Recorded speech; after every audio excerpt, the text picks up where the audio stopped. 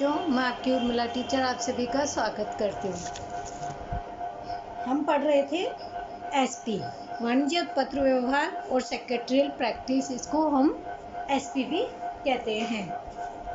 इसमें 2 पार्ट होते हैं, तो अभी हम इसका फर्स्ट पार्ट यानी विभाग पहला, उसका हमारा चौथा चैप्टर चल रहा था और उसी को हम पढ़ेंगे। अभी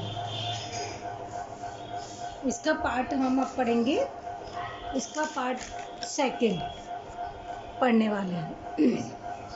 हमने इसमें पढ़ा कि वाणिज्य पत्र व्यवहार किस लिए आवश्यक है। जब व्यापार वगैरह जो पत्र वगैरह के जरिए ही अपने व्यापार को चलाते हैं, अब वो किस तरीके से होना चाहिए, ये मैंने कल आपको बताया था कि व्यापार यानी पत्र लिखने का तरीका कैसे होता है। इससे पहले तो हमने पढ़ा था कि भाषा वगैरह स्पष्टता ये सब होनी चाहिए, लेकिन कल हमने क्या पढ़ा था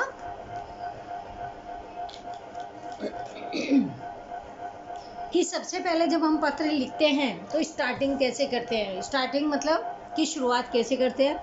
सबसे पहले हम शीर्षक लिखते हैं, यानी अपनी जो भी आपकी व्यवसाय कंपनी है उसके नाम लिखेंगे।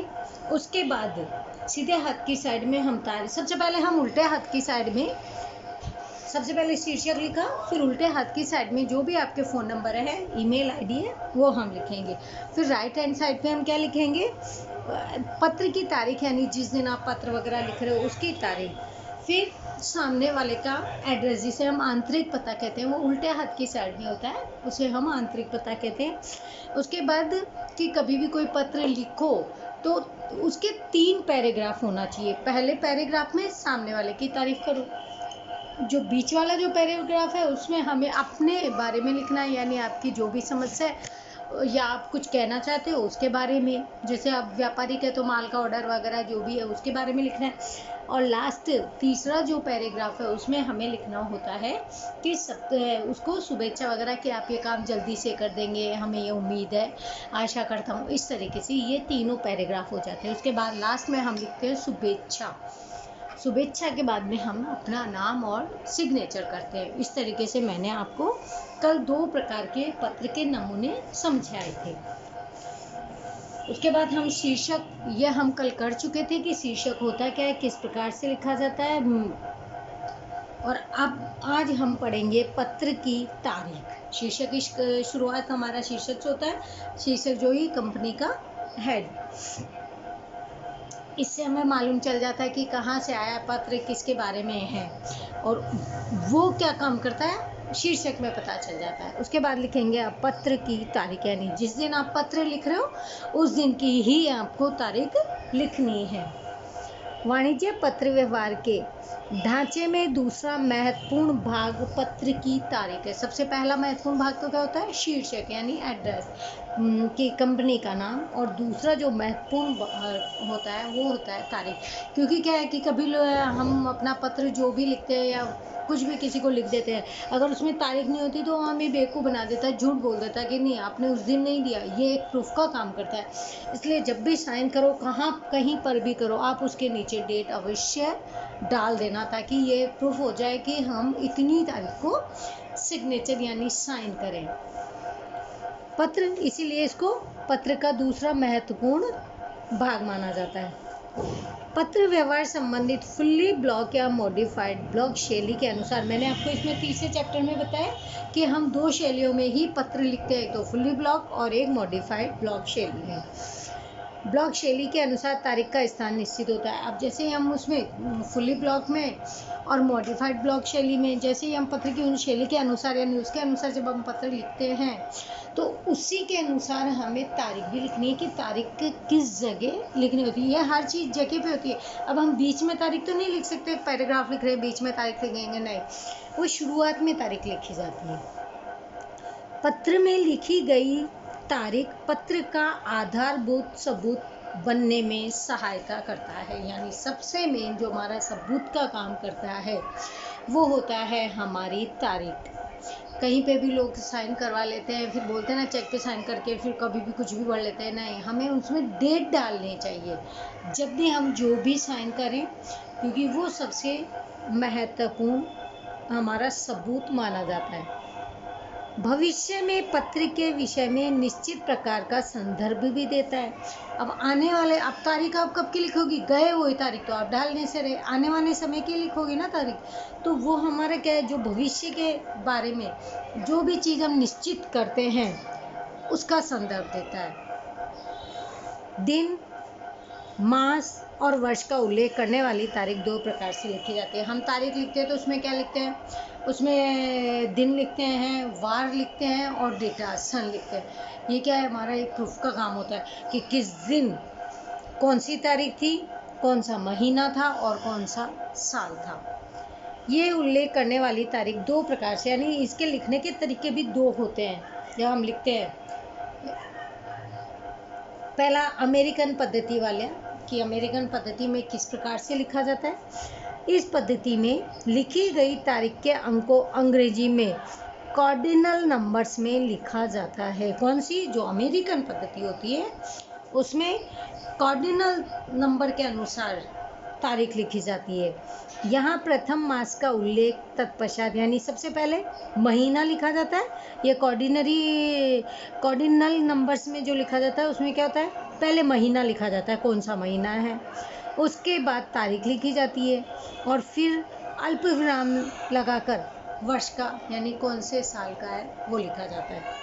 एग्जाम्पल ये रहा, जैसे जनवरी का, जनवरी हो, फरवरी हो, मार्च हो, जो भी महीना हो, पहले महीना लिखा, फिर उस महीने की कौन सी तारीख है, जिस दिन आप पत्र लिख रहे हो वो तारीख, कौन सा सन है, इस प्रकार से, यानी जनवरी 10, 2016। अब 10 जनवरी को क्या वार था वो, अब अगर हमने इसमें तारीख लिखी है तो हमको वैसे ही मालूम चल जाएगी, इसीलिए हमें ऐसे लिखनी आवश्यक है पत्र में।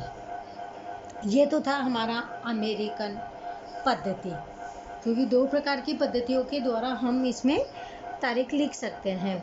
दूसरा हमारा है ब्रिटिश पद्धति, यानी ब्रिटिश पद्धति के अनुसार किस प्रकार से हम लिखते हैं।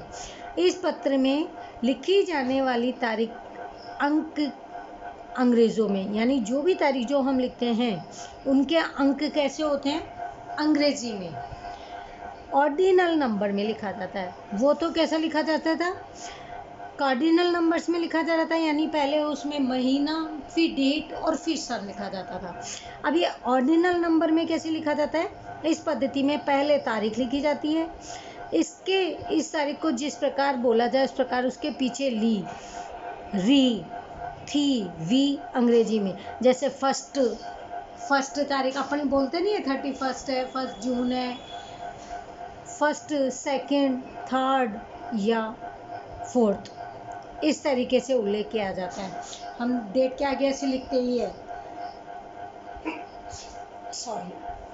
क्लास में भी हम जब ब्लैक बोर्ड पे क्या लिखते हैं तब लिख ही देते हैं ना ऊपर, 9th क्लास तो टी, 9th के आगे TH, 10th TH, 12th या 2nd ND, 4th TH,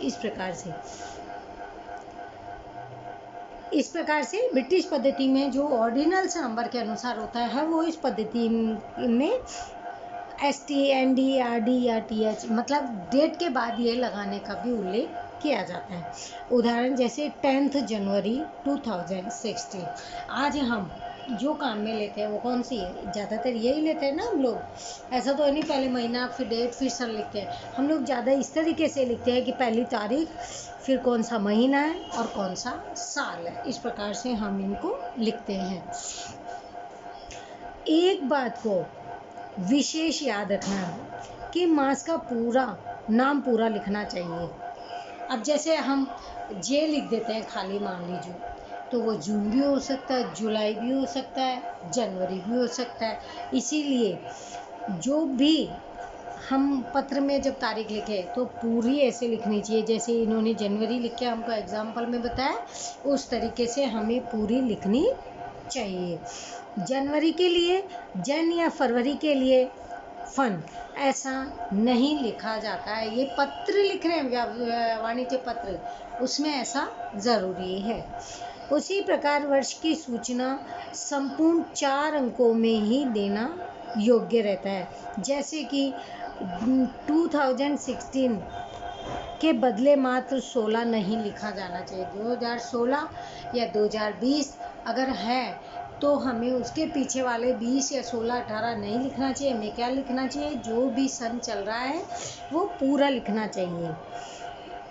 इसी प्रकार वर्ष की सूचना संपूर्ण 4 अंकों में ही देने योग्य है, जैसे कि 2016 तो कैसे लिखना है, 2016। उसी प्रकार 22/1/2016 अथवा 22/1/2016 लिखना भी वाणिज्यिक पत्र हेतु अयोग्य कहा जाएगा। ये भी एक सही तरीका नहीं माना जाएगा। क्यों? क्योंकि ये वाणिज्य पत्रों में इस प्रकार से नहीं होता। कैसे लिखना था, यानी महीना पूरा लिखना था। ये तो था हमारा पत्र की तारीख, यानी पत्र जब आप लिखते हो वो किस प्रकार से पत्र लिखते हो, उसके अंदर तारीख लिखने का समय यानी दिनांक किस प्रकार से हमें लिखी जानी चाहिए। और जो हमारे पत्रों के लिए सब दूसरा महत्वपूर्ण भाग भी माना जाता है। अब है आंतरिक पता। पत्र के इस भाग में पत्र प्राप्तकर्ता का पता लिखा जाता है। आंतरिक पता यानी जिसको हम पत्र लिख रहे हैं उसका पता आंतरिक पते में लिखा जाता है, जो होता है उल्टे हाथ की तरफ। यहाँ पता हाशिए को छूकर तारीख से एक लाइन छोड़कर लिखा जाता है, यानी जहाँ आपने जो तारीख लिखी थी सीधे हाथ की साइड, उस लाइन को अब छोड़ देना है। उसके बाद वाली जो नीचे वाली लाइन है उसके उल्टे हाथ की साइड में कोने कोने पर ये हमें लिखना चाहिए, और हाशिए के 10 पास से, यानी ऐसा नहीं कि उसको हल्का सा उसके पास से लेकर के, लेकिन तारीख वाली लाइन को हमें एकदम से छोड़ देना है। आंतरिक पते के लिए विशेष से सर्वसामान्य सूचना की तरफ जाने का क्रम बना रहना चाहिए और योग्य रूप से विराम चिन्हों का उपयोग करते रहना चाहिए, यानी जहाँ जिस चीज़ की विराम चिन्ह की, कॉमा की, जिसकी भी जहाँ पे ज़रूरत हो वहाँ पर वो भी लगाना आवश्यक है।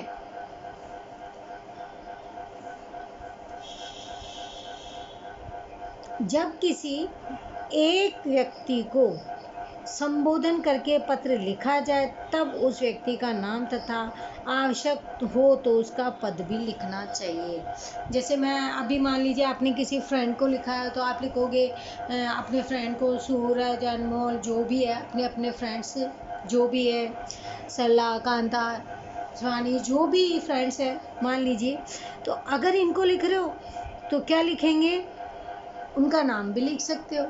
या फिर वो कोई, या फिर अभी मान लो किसी टीचर्स के लिए लिख रहे हो या आप अपने किसी पोस्ट वाले को, तो उसका पद, नाम और पद भी आप उसको लिख सकते हो। ये कब, जब सिंगल व्यक्ति के नाम का हो, यानी जब आप एक व्यक्ति को पत्र लिखते हो।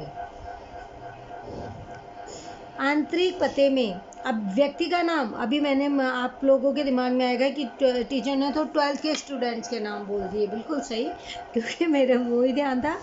लेकिन आप जैसे लिख सकते हो, वेबर लिख सकते हो, कमल लिख सकते हो, अपने फ्रेंड्स के नाम लिख सकते हो, गर्ल्स भी लिख सकती है, कशिश लिख सकती है, रुचि लिख सकती है, जो भी अपने फ्रेंड्स के नाम हो वो लिख सकते हो।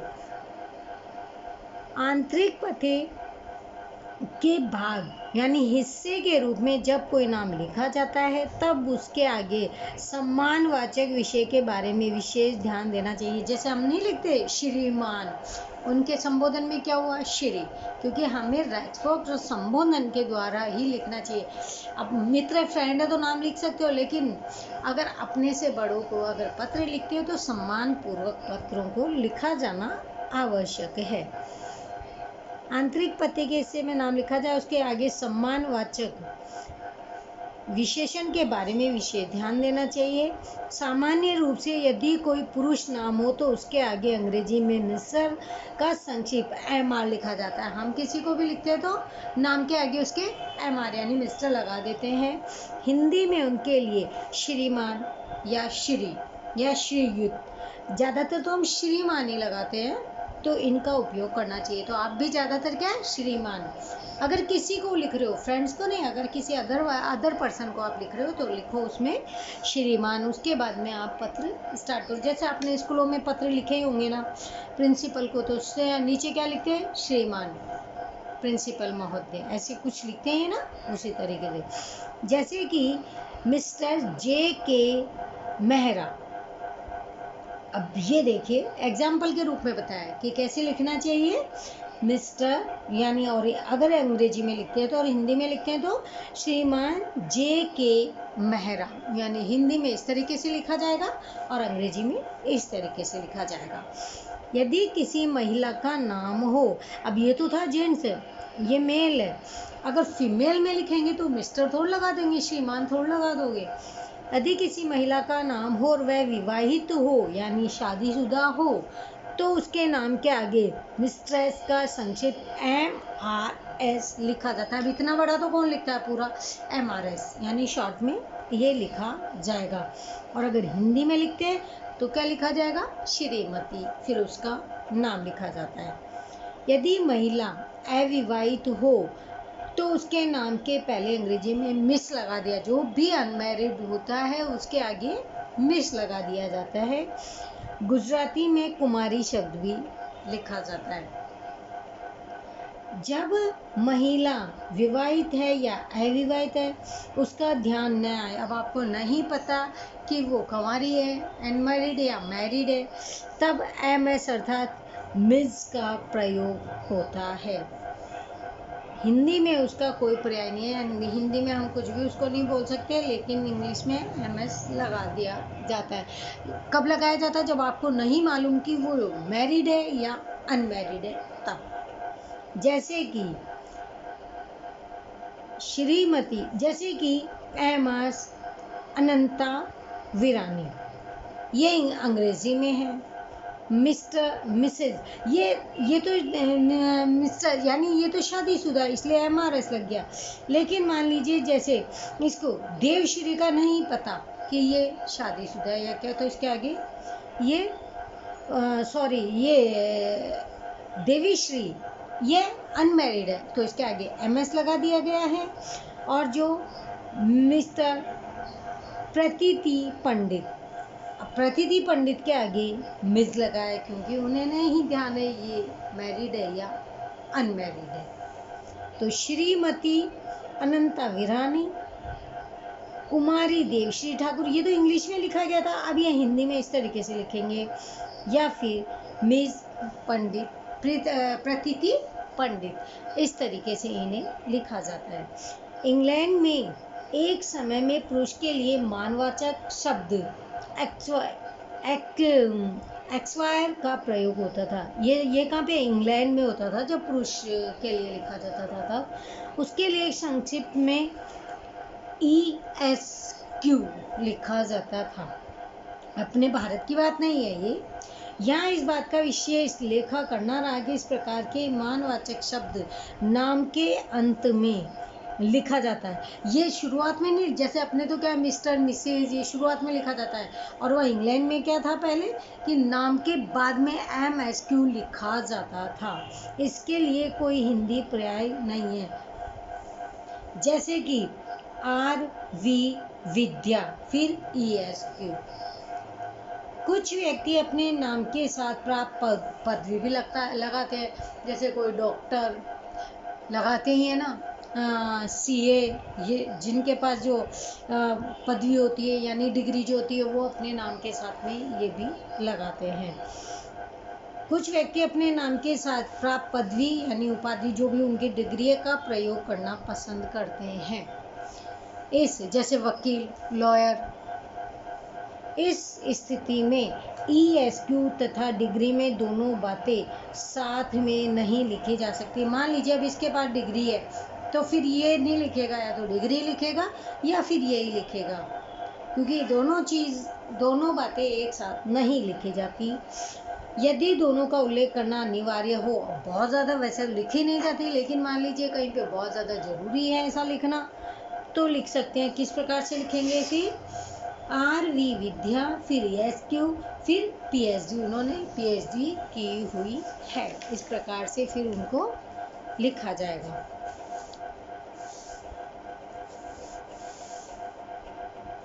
कुछ व्यक्ति उन्हें प्राप्त मान सूचक प्रतिष्ठा, यानी जैसे मान सम्मान नहीं करते उस पदवी या उपाधि को नाम से पहले उल्लेख करना भी पसंद करते हैं। जैसे जिसके पास जो डिग्री होती है तो अपने मान भाई देखो मैंने ये डिग्री प्राप्त कर रखी है, तो वो खुद के नाम के आगे पहले से वो लगा देते हैं।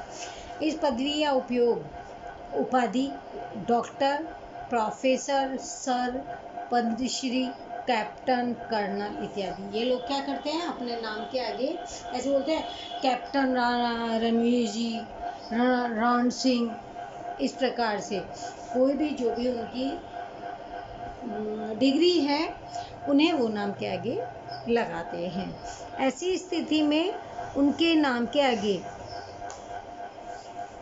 पहले आगे इस प्रकार से लिखा जाता है। ये आपके पास एग्जाम्पल है कि हम ये किस प्रकार से लिख सकते हैं। जैसे डॉक्टर उज्ज्वला ध्रुव। अब ये जो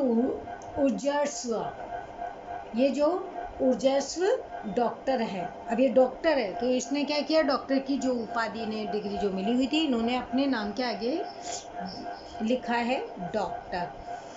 अब ये है सर रविंद्र जडेजा, तो इन्होंने क्या किया है, पहले अपने सर यानी जो भी इनकी उपाधि है उसको अपने नाम के आगे लगा लिया है। प्रूफ नील्य मेड, प्रूफ का मतलब प्रोफेसर, यानी ये प्रोफेसर हैं नील्यमेड, जिन्होंने अपने नाम के आगे प्रोफेसर रख रखा है। अब ये क्या है, ये जो तीनों चीज़ है हमें नाम से ही पता चल जाता है। मतलब हम जैसे ही पता चलेंगे कि ये नील्यमेड प्रोफेसर, पता चलेगा हाँ ये लेक्चरर प्रोफेसर हैं ये कॉलेजों में, तो हम इनकी उपाधि यानी नाम के ज़रिए भी इनका हमें मालूम चल जाता है। यानी इसलिए भी कई लोग नाम वगैरह ये सब लगाते हैं। फिर है जब मानसूचक शब्द के उपरांत पद का भी नाम के साथ उल्लेख करना हो तब उसे इस प्रकार से लिखा। ये तो कैसे लिख रहे थे कि जो उनको उपाधि डिग्री जो मिली हुई है उसका लिख रहे थे। अब ये है जब मानसूचक शब्द के उपरांत उसके बाद भी जो पद का नाम का उल्लेख करना है, उनको पद का नाम भी लिखना होता है, तो किस प्रकार से लिखा जाएगा। जैसे प्रिंस डॉक्टर ऋषभ पांडे, यानी प्रिंस डॉक्टर ऋषभ पांडे, यानी अपने उल्लेख का भी और अपने पद का भी उन्होंने साथ में लिखा है। उसी प्रकार मानसूचक शब्द, अब ये तो थे पुरुष, अब स्त्रियों के नाम के साथ भी लिखा जा सकता है। जैसे डॉक्टर श्रीमती नंदना भार्गव। अब देखो इन्होंने क्या किया, डॉक्टर है श्रीमती डॉक्टर, तो इन्होंने भी ये लेडीज है, अब ये डॉक्टर है तो इन्होंने भी क्या किया, अपने नाम के आगे डॉक्टर लगाया है। जैसे कि डॉक्टर श्रीमती नंदना भार्गव। अब है professor M S Kejri Mehta. Professor भी इन्होंने, ये प्रोफेसर हैं जो है केजरी मेहता, इन्होंने अपने प्रोफेसर का जो नाम था वो आगे लगाया है। व्यक्ति के नाम वाली पीढ़ी के लिए आगे मिस्टर्स का प्रयोग किया जाता है। जैसे कि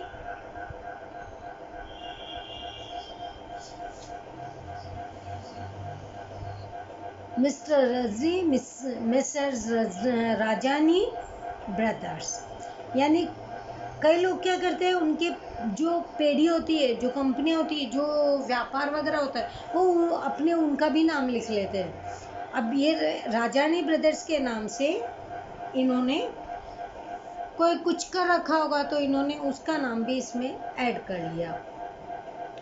परंतु गैर व्यक्तिगत नाम वाली पीढ़ी के आगे द का प्रयोग होता है। जैसे कि द रेडिट्स कॉरपोरेशन, अब ये द इसलिए होता है कि सब जगह यही वाली कंपनियाँ नहीं होती, कुछ ही होती है। ऐसी कई वस्तु जो एक होती है या बहुत ही शून्य के लिए होती है, उनके आगे ही हम द लगाते हैं। ये तो आपने आर्टिकल्स में पढ़ा ही होगा। तो ये इसमें द का प्रयोग भी किया जाता है। यदि कोई लिमिटेड कंपनी, निजी पेडी, बैंक या सार्वजनिक संस्था के अधिकारियों का आंतरिक पते के भाग के रूप में संबोधन करना हो, तब सामान्य उस व्यक्ति का नाम नहीं अपितु पद लिखा जाता है। कहाँ पर? लिमिटेड कंपनी में, निजी पेडी में, बैंक या सार्वजनिक संस्थाओं के अधिकारियों को, यानी इन लोगों को जब हम पत्र लिखते हैं तो उसमें उस व्यक्ति का नाम नहीं लिखते बल्कि उनका पद लिखते हैं। जैसे मैनेजर श्री हुआ, इस प्रकार से। जैसे कि द सेक्रेटरी, अब सेक्रेटरी है तो उसका नाम नहीं है, कंपनियों में सेक्रेटरी तो होते ही है, तो वहाँ पे हमें क्या करना है? उसका नाम नहीं लिखना है अगर हम इनमें लिख रहे हैं तो क्योंकि ये पेडी है, लिमिटेड ये कंपनी है, तो इसमें हमें सेक्रेटरी को अगर पद लिख रहा है तो सेक्रेटरी, द सेक्रेटरी ऐसा लिख के फिर झायकोर ग्रुप ऑफ इंडस्ट्री अहमदाबाद, यानी कौन से ग्रुप के सेक्रेटरी है? ये झायकोर ग्रुप के सेक्रेटरी है। तो इस प्रकार से हमें लिखना पड़ेगा। द सिक्योरिटी, ये तो हिंदी में लिखना होगा। अगर इसी चीज़ को अगर हम इंग्लिश में लिखते हैं तो कैसे लिखते हैं? द सिक्योरिटी झायकोर ग्रुप ऑफ इंडस्ट्रीज अहमदाबाद, जो कहाँ पे है ये ग्रुप वाली कंपनी? अहमदाबाद में है, ऐसे लिखना है। फिर बाद में लिखना है हमें द मैनेजर, अगर मैनेजर को लिखना है, सेक्रेटरी को लिखना है तो द सेक्रेटरी, मैनेजर को लिखना है तो कैसे लिखेंगे? The manager. अब मैनेजर कहाँ का? स्टेट बैंक ऑफ इंडिया, यानी वहाँ के मैनेजर को अगर आप पत्र लिख रहे हैं, बैंक में आप पत्र लिख रहे हैं तो आपको किससे बात करनी पड़ेगी? वहाँ के मैनेजर से। तो आप कैसे लिखेंगे? State bank of India, Navrangpura, Ahmedabad. यानी इस तरीके से आपको पत्र में ये कहाँ लिखना है? ये आंतरिक पते में, क्योंकि पत्र हम लिख रहे हैं सामने वाले को, तो ये हमारा आएगा आंतरिक पते में। ये था हमारा इस तरीके से हिंदी में लिखा हुआ। और इसी को अगर हम इंग्लिश में लिखते हैं तो कैसे लिखते हैं? The manager, state bank of India, Navrangpura, Ahmedabad. यानी हम जब भी, ये हमारे आंतरिक पता है, हम आंतरिक पते में सामने वाले को जब पत्र लिखते हैं तो जो निजी पेटी होती है, सार्वजनिक होती है, बैंक वगैरह होते हैं, इसमें हम उनके नाम नहीं बल्कि उनके पद को लिखते हैं। और ये सब हमारा कहाँ आएगा? ये हमारा आंतरिक पते यानी उल्टे हाथ की साइड में आएगा। जो हमारा डेट के, यानी जो हम दिनांक लिखते हैं उस लाइन में हमें नहीं लिखना है, उस लाइन को छोड़ने के बाद नई लाइन और उल्टे हाथ से हमें इसकी शुरुआत करनी है। तो आज हमने ये जो पढ़ा कि हमने पत्र की तारीख किस प्रकार से लिखी जाती है, हमने ये पढ़ा कि पत्र की तारीख यानी जो महत्वपूर्ण बात होती है पत्र की तारीख, ताकि आपके पास प्रूफ रहे कि आपने कितनी तारीख को पत्र लिखा था। ये हमारे महत्वपूर्ण अंग है पत्र का। उसके बाद में मेन था हमारा आंतरिक पता, और आंतरिक पते में हमें जब सामने वाले को जब हम पत्र लिखते हैं तो हमें सबसे महत्वपूर्ण बात ये ध्यान में रखनी आवश्यक है कि उसका पद क्या है, उसका नाम क्या है। कई लोग नाम के आगे जो उनको डिग्री मिली हुई है वो भी लगाते हैं, तो हमें भी जब पत्र लिखना है तो उसके पद के अनुसार ही हमें नाम वगैरह उसका लिखना आवश्यक है। कई लोग जैसे डिग्री वगैरह ले लेते हैं, डॉक्टर, वकील, पीएचडी, प्रोफेसर, तो हमें उनके नाम से पहले ये सब चीज़ें भी लिखनी आवश्यक है। उसके बाद जब अगर मान लीजिए किसी कंपनी वगैरह में लिखते हैं तो उनमें हमें नाम नहीं लिखना बल्कि वहाँ का जो वो पद मिला हुआ है यानी, और हमें उनको ही लिखना है। जैसे मैनेजर वगैरह को तो हमें क्या करना है? उनके पद को लिख करके वहाँ का एड्रेस लिखना है जिस कंपनी में आप उनको पत्र लिखना चाह रहे हैं। तो आज का लेक्चर हम यहीं पे रोकते हैं। आगे का जब हम कंटिन्यू करेंगे ये संबोधन से स्टार्ट करेंगे। ये बहुत इम्पोर्टेंट चीज़ है, तो कस करके आप इनको ध्यान से पढ़िएगा और कोई भी प्रॉब्लम हो, समस्या हो, तो आप हमको इसमें से पूछ सकते हैं, क्योंकि एसपी में थोड़ा सा बच्चों को थोड़ा सा ऐसे हार्ड टाइप लगता ही है। अगर आप रेगुलर आगे साथ के साथ पढ़ते रहोगे तो आपकी ये समस्या दूर हो सकती है, अन्यथा फिर एक बार जब समस्या आएगी तो बढ़ती जाएगी। तो आज का लेक्चर यहीं पे रोकते हैं। थैंक यू एवरीवन, बाय बच्चों, गुड बाय।